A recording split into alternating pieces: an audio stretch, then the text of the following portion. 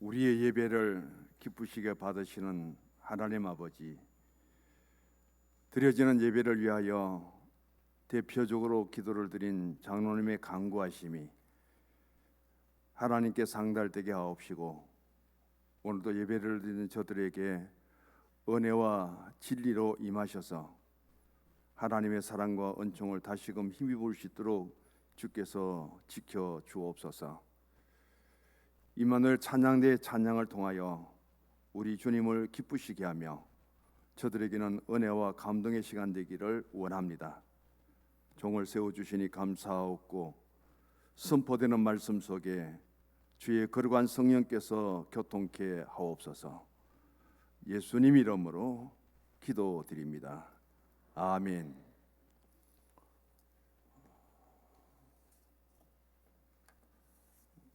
오늘 본문 1절과 그리고 6절에 보면은 사울의 집과 다윗의 집이라고 하는 말씀으로 기록되어 있습니다. 가장 축약을 하면은 사울은 이스라엘의 첫 번째 왕이고 왕의 왕족이고 또 왕족의 가문입니다. 다윗은 사울의 뒤를 이어서 이스라엘의 두 번째 왕이고 역시 왕족입니다. 또 다윗의 가문이 주어지는데, 그것보다 오늘 이 양쪽 집을 통해서 굉장히 확대시켜야 될 이유가 있습니다.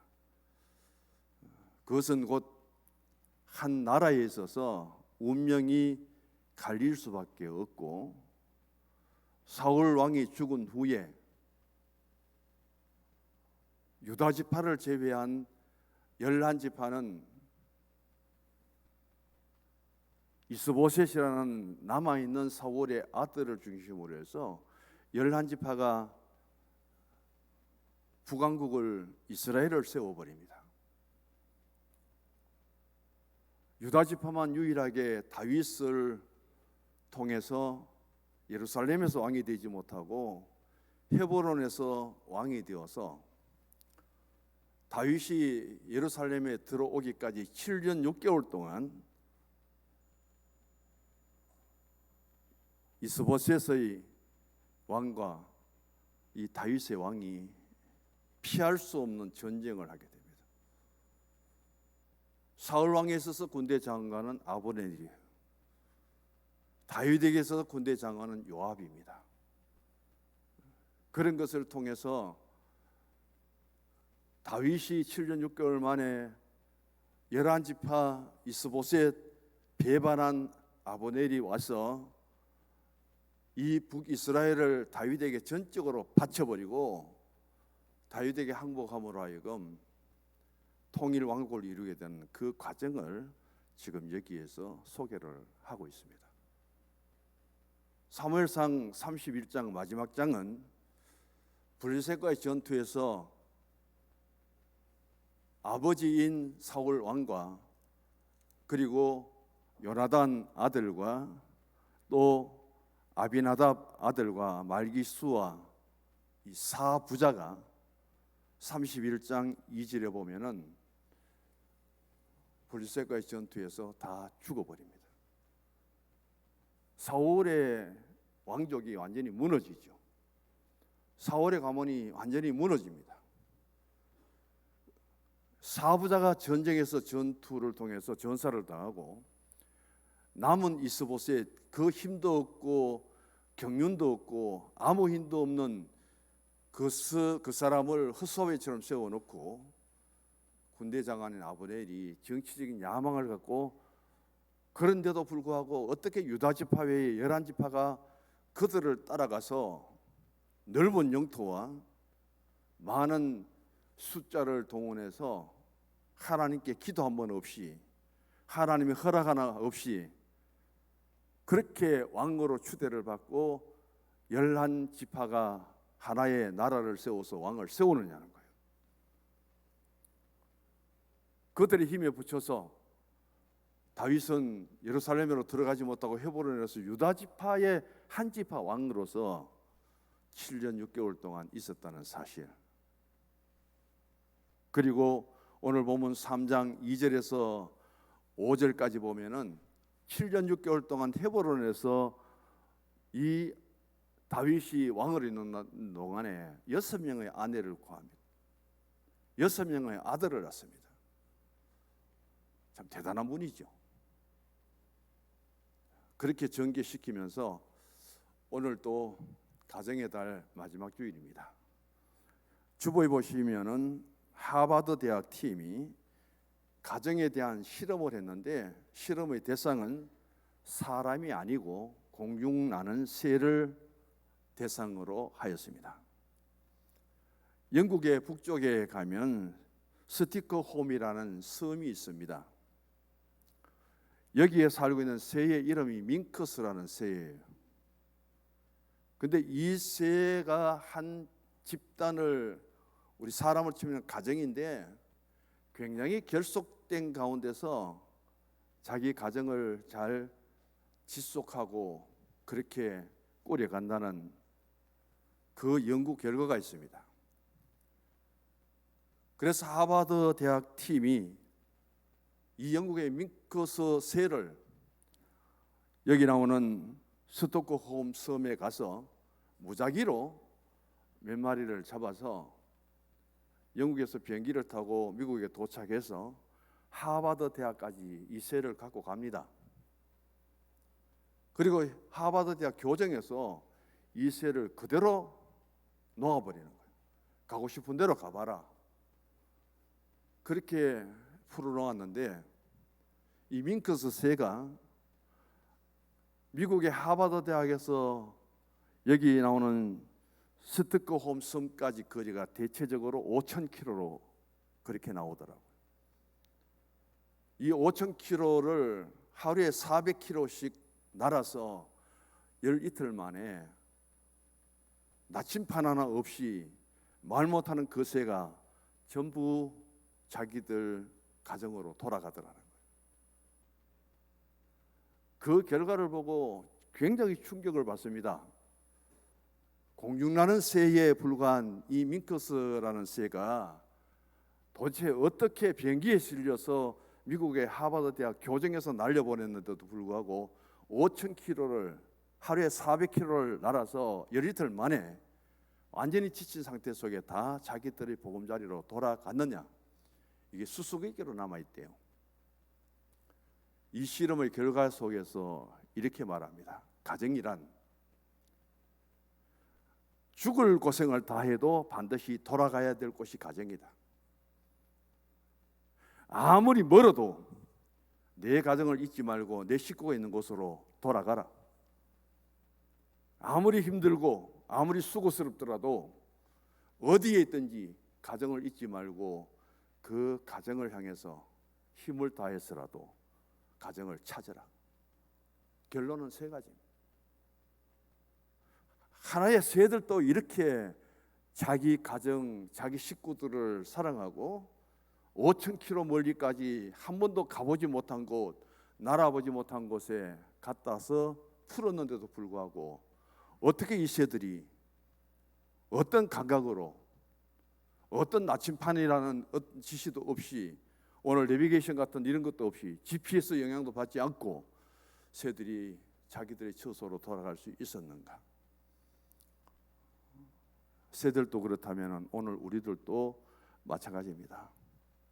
목숨 다해서 가정을 지키시고 아무리 멀리 있더라도 가정을 잊어버리지 마시고, 힘이 들고 수고스럽고 지칠지라도 내 가정으로 돌아가서 가정과 가족의 의무를 다할 수 있는 특별히 믿음의 성도님들의 가정이 되기를 간절히 바라는 마음으로 이 예화를 인용합니다.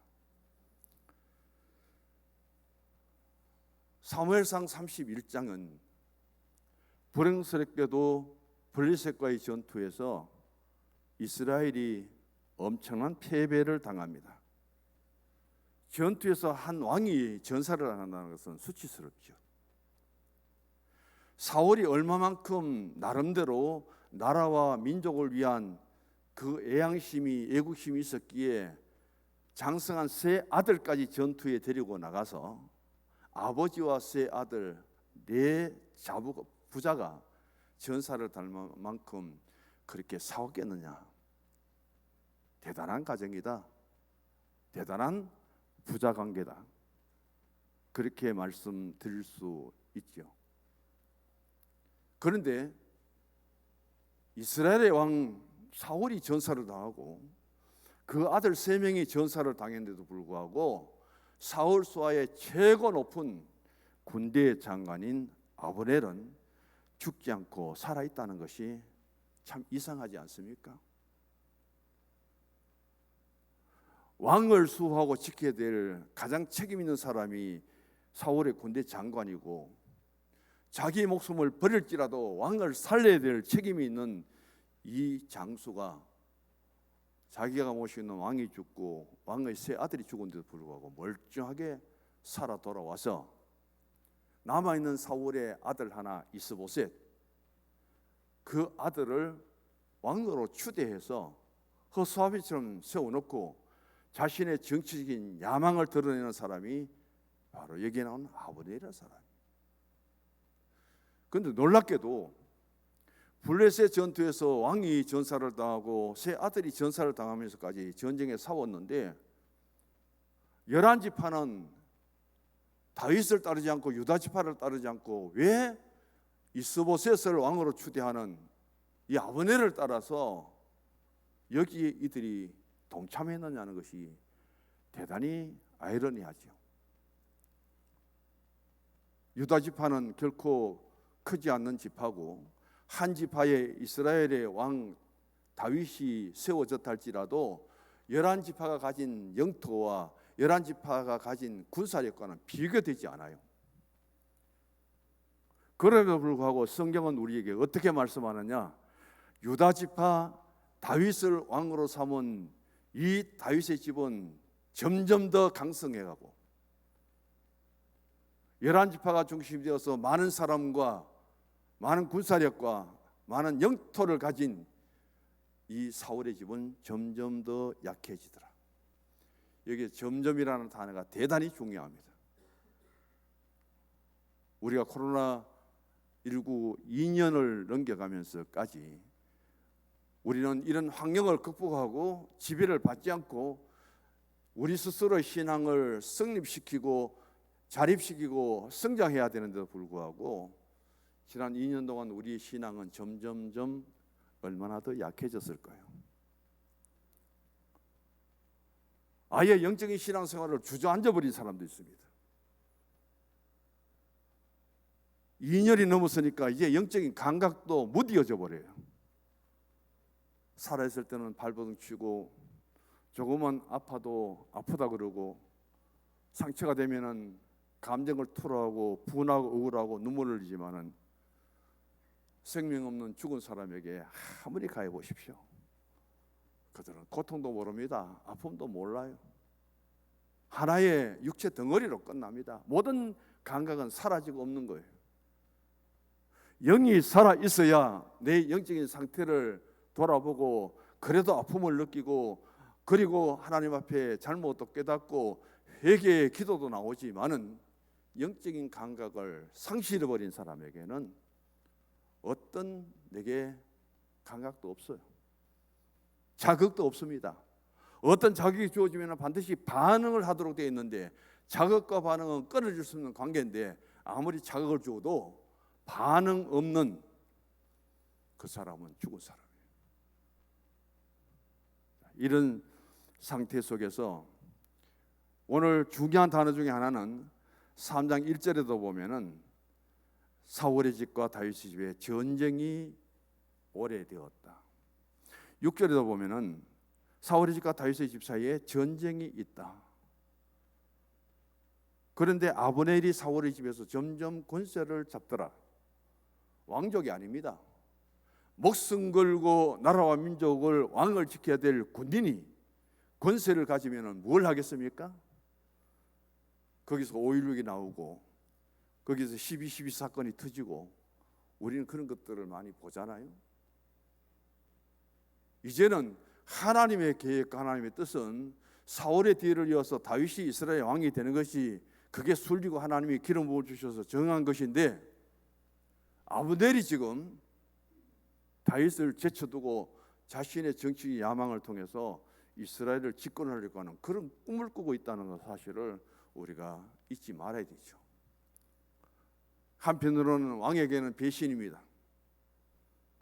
그리고 자신에게 있어서는 정치적인 야망이 엄청 큰 사람이에요. 이런 가운데 오늘 성경은 우리에게 말씀하시기를 다윗과 사울의 집이 서로 싸웠다는 것이 아니라 전쟁을 했다는 겁니다. 싸우면 한 사람이 항복하면 돼요. 지면 돼요. 전쟁은 승리가 있고 패배가 있기까지 누군가는 죽어야 됩니다.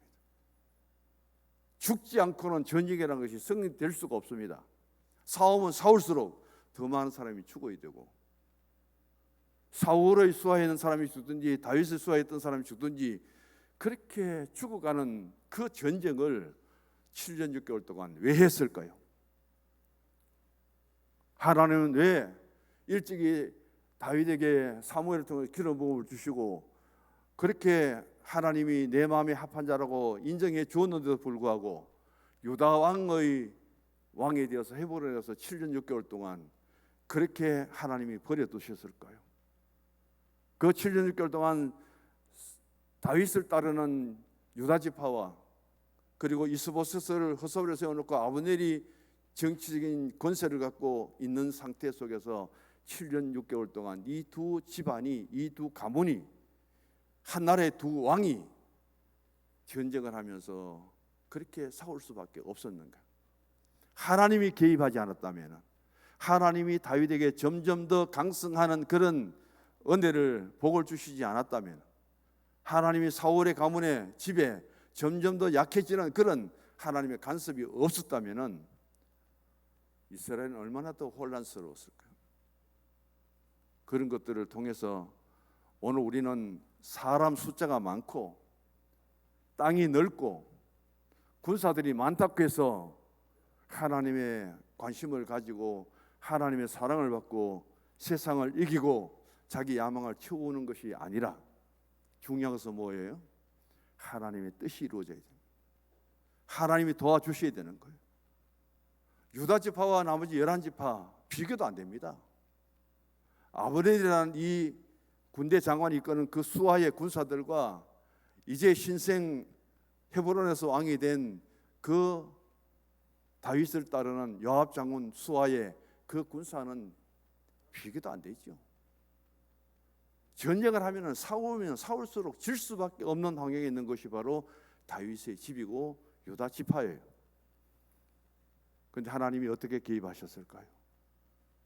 다윗은 이미 예비하고 예정된 하나님의 기름 부음을 받고 하나님의 영이 그에게 감동을 주어서 얼마만큼 영감이 뛰어났느냐? 악신이 들린 사울 앞에 수금을 타면서 찬송을 부르면은 악신이 떠나가죠. 전쟁 경험하면 없던 다윗이 그 골리앗과 맞서서 물맷돌로 골리앗을 쳐 죽이죠. 이렇게 준비된 다윗을 두고 사울 왕의 마지막 남은 아들 이스보셋, 허수아비를 세워놓고 아브넬이 어떤 정치적인 일을 하려고 했을까요? 여기에서 다윗은 일찍이 사무엘을 통해서 기름 부음을 받은 아들입니다. 굉장히 엘리압이 준수하고 위에 형들이 7명 있고 그렇게 인물도 잘나고 사무엘이 깜짝 놀라서 저 정도 인물이라면은 외모라면은 용모라면은 기름 부음을 줘서 왕으로 삼을 만하다 할 때 하나님은 아니라 하면서 인물도 못났고 나이도 어리고 아무 경험도 없는 그 다윗을 들여서 양치는 그대로 데리고 왔는데도 바로 야가 야다, 개가 가다 그러면서 기름을 주라고 그렇게 다윗을 하나님이 예정해 주시고 준비해 두셨다면 이스보셋을 모시기 바랍니다. 이스보셋이 왕이 되는 절차가 있어요, 없어요? 전쟁터에도 나가지 못하고 집에 숨어있던 살아있는 그게 다윗 사울 왕의 아들이라고 해서 군대장한 아브넬이 와서 그를 그대로 왕으로 추대해 버립니다. 절차도 없고 하나님께 기도도 하지 않고 하나님의 어떤 명령도 뜻도 이루어지지 않는 그곳에 바보처럼 11지파는 다 따라가서 그 이스보셋을 추종하고 있습니다. 그걸 7년 6개월 동안 이스라엘 한 땅에서 다윗 왕과 이스보셋 왕이 서로 왕의 자리에 있으면서 조정은 누가 하느냐? 아브넬이 하고 있습니다. 그래서 피할 수 없는 전쟁을 이루어가고 있다는 이 사실을 우리가 생각해 보면서 가장 중요한 것은 점점이라는 단어입니다. 우리 한번 찬양대만 따라합시다. 시간이 흘러갈수록 점점 더 좋은 가정이 됩시다. 시간이 흐를수록 점점 더 신앙의 사람이 됩시다. 할렐루야. 수식어를 붙이면 끝도 없어요. 좋은 가정이란 좋은 사람이 누구냐? 시간이 흐를수록 점점 더 무언가 더 좋아져야 되는, 나아져야 되는 겁니다. 미국의 에이브라함 링컨이 자신이 일생을 살아가면서 가장 많이 드린 기도, 가장 중요하게 드린 기도를 소개를 하죠. 하나님, 내가 이 세상에 살았다는 것 때문에. 두 번째는 하나님, 내가 이 세상에서 일을 하였다는 것 때문에 이 세상이 더 나아지고 더 좋아졌다는 평가를 받게 해주소서. 그게 자신이 가장 많이 드린 기도래요.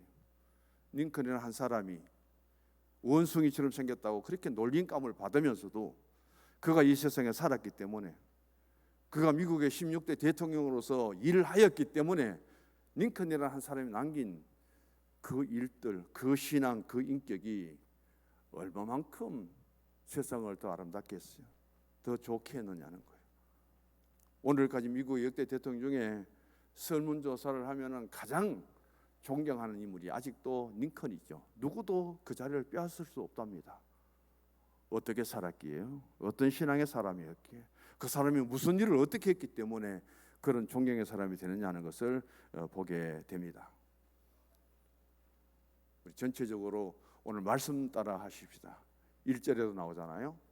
우리 가정, 한번 따라 해보세요. 우리 가정, 우리 식구들, 나의 신앙, 시간이 흐를수록 점점 더 강건해지기를 바랍니다.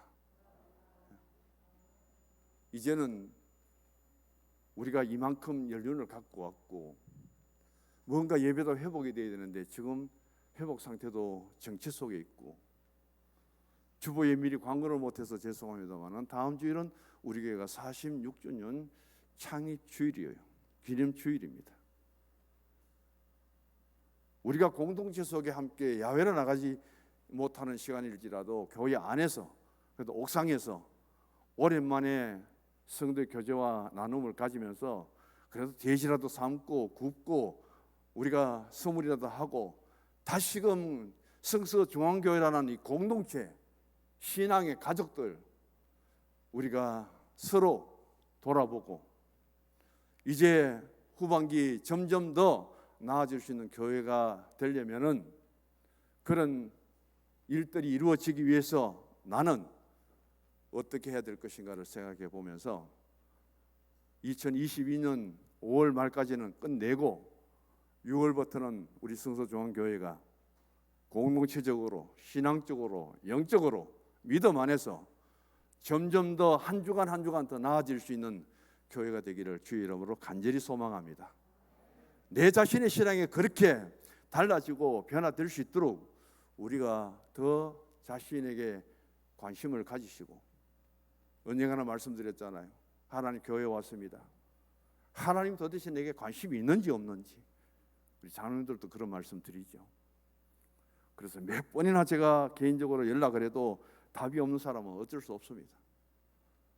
근데 바로 답이 오고 오랫동안 만나지 못해도 목사님 그래도 건강하십니까 하고 답을 주는 분들, 그분들이 참 그래도 마음이 흐뭇해요.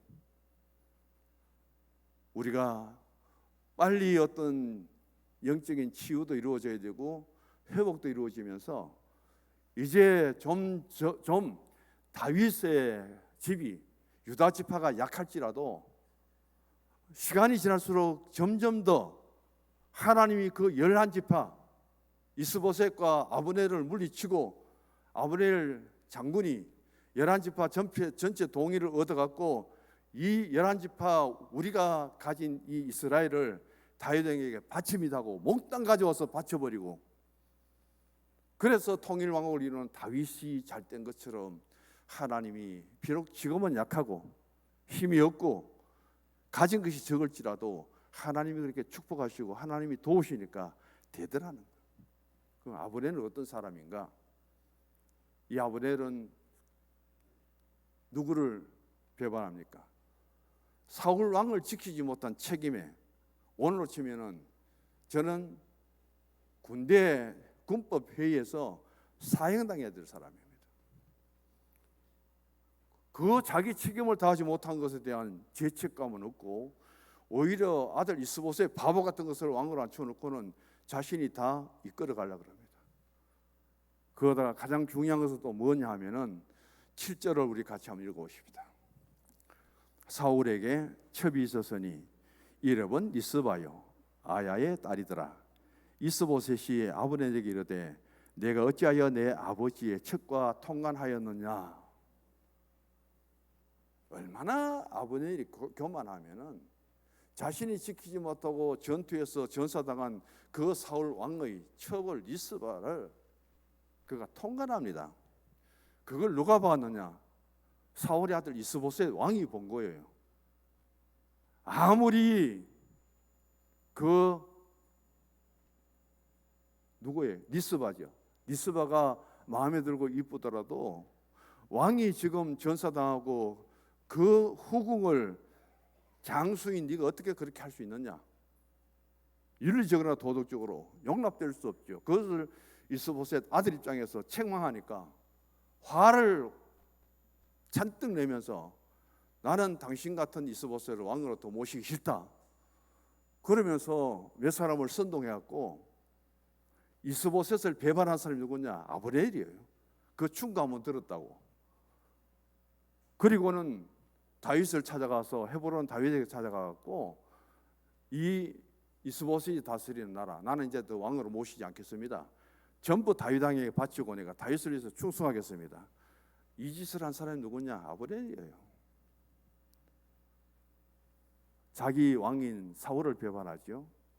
자기가 초대에 세우는 이스보셋 왕을 배신하죠. 그것을 지켜볼 사람이 누구냐? 다윗은 그래도 좋다고요.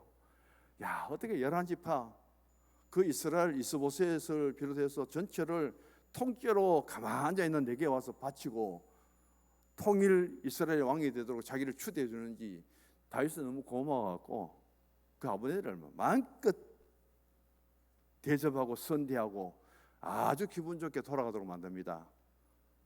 가다가 누구를 마주쳤느냐? 다윗의 장군 요압을 마주칩니다. 참 재밌어요. 한 3장 사무엘상 30장에서 후서로 들어와 갖고 쭉 한번 읽어보세요. 그런데 요압이 굉장히 뛰어난 지혜를 가진 사람이에요. 아브넬 저 인간은 자기 왕도 배신하고 자기가 스스로 세운 이스보셋 왕도 배신하고 마음에 안 든다고 11지파 지도자들을 설득해서 그들을 다윗에게 와서 나라까지 몽땅 바쳐버리는 저 인간이 언제 다윗을 배반할지 모르잖아요. 그래서 요압이 그대로 쫓아 들어가서 저런 인간에게 어떻게 대접하고 선대하고 그렇게 집으로 가도록 만드느냐고. 다윗에게 따진 사람이 누구냐? 요압 장군이에요. 그 아브넬에게 전투에서 또 요압은 자기 친동생이 아브넬에게 죽었거든요. 그러니까 원수 복수심도 있겠죠. 그래서 돌아가는 그 아브넬이 목이 말랐던지 우물가에 있습니다. 그래서 당장 그 아브넬을 좀 데리고 오너라. 수하의 부하들을 보내서 그 아브넬을 데리고 왔는데, 야, 당신하고 내가 좀 할 말이 있다 하고 그렇게 서로 면담하는 것처럼 해놓고는 데리고 가서 아브넬을 칼로 찔러 죽여버립니다. 그게 누구냐? 요압 장군이에요. 다윗은 그것도 모르고 아브넬이 죽었다고 11지파 그 이스라엘을 자기에게 몽땅 갖다가 바치고 이스라엘 통일 왕국을 이룰 수 있도록 다윗을 추대해 준 아브넬이 고마운 마음을 잊지 못하고 있는데 요압이 그 아브넬을 죽여버리고 나니까 다윗이 얼마나 놀랐겠습니까? 그래서 다윗은 그래도 아브넬을 장례 치러주고 자기 할 일은 다 하고 눈물까지 흘리면서 그렇게 대신한 모습을 보게 됩니다. 주보를 보면 첫 번째가 바로 점점 더 약해지는 사울의 집에 대한 이야기. 왜 사울의 가문이 이렇게 몰락할 수밖에 없었는가? 그렇게 사울 왕은 죽고 난 이후에 그 군대 장관인 아브넬이 어떻게 그 백성들을 유혹을 해서 11지파가 따라갈 수 있도록 그런 지도력을 갖고 있었는지, 자기 정치적인 야망이 이루어지고 정치적인 권세를 힘입어서 자신이 이제는 한 지파 유다 지파만 설득해서 자기에게 돌아오면은 전체 이스라엘을 통치하게 되는데 얼마나 자신이 과시했겠습니까? 근데 그 11지파가 유다 지파 하나 다윗에게 그대로 통째로 넘어갈 줄이야 상상이나 했겠습니까? 왜 그랬느냐? 성경은 3장 1절에 말씀합니다. 그리고 성경은 6절에 말씀합니다. 이 교만한 아브넬아, 자기 주체를 판단하지 못한 아브넬아, 너는 어디까지나 나라를 지키고 왕을 호위하고 지켜야 될 장수 군인이라는 사실을 잊어버리고 네가 감히 하나님 앞에 하나님의 뜻대로 세우는 다윗 왕의 기름 부음을 거부하고 너 스스로 왕을 세우고 너 스스로 왕이 되려고 하는 그런 교만한 자야. 하나님 용서할 수 없는 거죠. 하나님이 개입하니까 자기가 아무리 득세한다 할지라도 힘을 상실할 수밖에 없습니다. 그렇게 해서 무너져버리는 이 다윗의 집을 보시고 점점 더 강성하는 다윗의 집을 또 보실 수 있기를 원합니다. 그래서 아브넬이 화가 나서 이스보셋을 나는 이제 당신을 왕으로 모시지 않고 나는 헤브론 유다를 찾아가서 다윗을 왕으로 모시겠습니다 하고 찾아갑니다. 13절에 보시면은 다윗이 하나의 조건을 겁니다. 그 조건이 뭐냐면은 사울의 딸 미갈, 처음으로 사울 왕이 다윗을 사위로 삼기 위해서 자기 딸을 주었잖아요. 그래서 너가 헤브론으로 또 11지파를 통해서 나에게 다 바치려고 하기 전에 전제 조건은 사울의 딸 미갈을 헤브론으로 데리고 오너라. 그렇게 해서 이제 헤브론에서 6명의 아내를 두고 6명의 아들을 두고 그런 다윗이 첫 번째 부인 미갈을 아브넬을 데리고 와서 만나도록 합니다. 자, 여기에서 2절에서 5절까지 6명의 아내 6명의 아들들 중에 3사람이 기억날 거예요. 그 3사람의 아들이 누구냐 하면은 여기에 나오는 압살롬이죠. 3절에 보면은. 그 다음에 네 번째가 아도니아죠. 그 다음에 2절에 보면은 맏아들이 암논이죠. 다윗이 7년 6개월 동안 헤브론의 왕이 되어서 6명의 아내를 두고 6명의 아들들을 두었는데 하나님은 일부 일처제입니다. 그러나 그 당시는 일부 다처가 유행되어서 다윗이 그렇게 했다 할지라도 여기에 나오는 암논, 다윗의 딸 디나를 어떻게 했습니까? 압살롬, 아버지를 죽이고 왕이 되려고 했죠. 그 다음 여기 나오는 아도니아도 마찬가지입니다. 아버지는 늙어갖고 아무것도 할 수 없는데 그 젊은 도와주는 수 정도는 아비삭입니까? 그걸 데려다 놓고도 숨을 연장하면서 아직 왕의 자리를 누리고 있으니까 저 왕자리를 빨리 뺏어야 되잖아요. 암논 그리고 압살롬, 또 하나 나오잖아요. 여기 나오는 아도니아. 이 세 아들 때문에 다윗이 얼마나 고통스럽습니까? 얼마나 힘듭니까?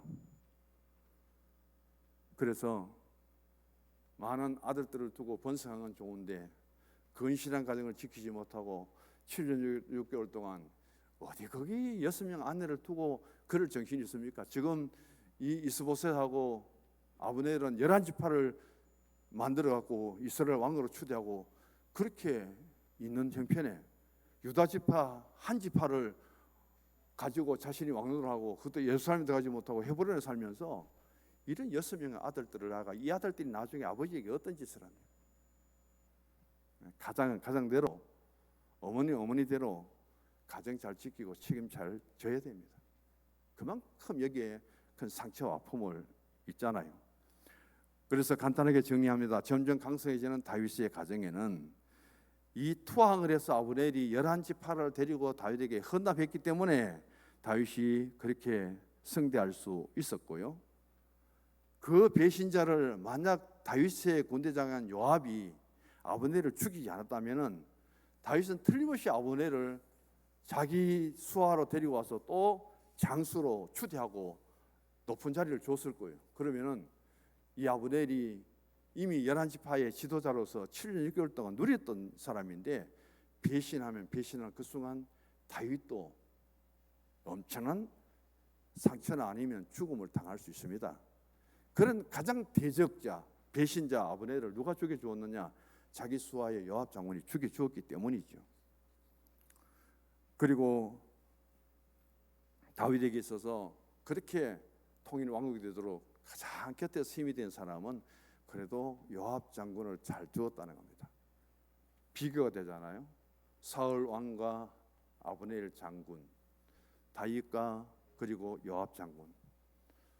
우리는 나 자신도 훌륭하고 좋아야 되지만은 누구와 함께 일하고 누가 곁에 있느냐는 것이 대단히 중요합니다. 우리 찬양대에 같이 따라합니다. 곁에 있으면 줘도 참 좋습니다. 그게 가정이고 그게 부부간이고 그게 우리의 삶이에요. 마지막 정리합니다. 다윗의 집이 점점 강성해진 이유. 사무엘하 5장 19절 한 절을 대표로 읽어보십시다. 사무엘하 5장 19절요. 네, 같이 읽습니다. 다윗이 여호와께 여쭈어 이르되 내가 블레셋 사람에게로 올라가리이까 여호와께서 그들을 내 손에 넘기시겠나이까 하니 여호와께서 다윗에게 말씀하시되 올라가라 내가 반드시 블레셋 사람을 내 손에 넘기리라 하신지라. 철저하게 다윗은 하나님의 뜻을 묻습니다. 자기 임의대로 하는 일이 없어요. 하나님 어떻게 할까요? 전쟁도 어떻게 할까요? 하나님 이 전쟁에서 이기게 해주시겠습니까?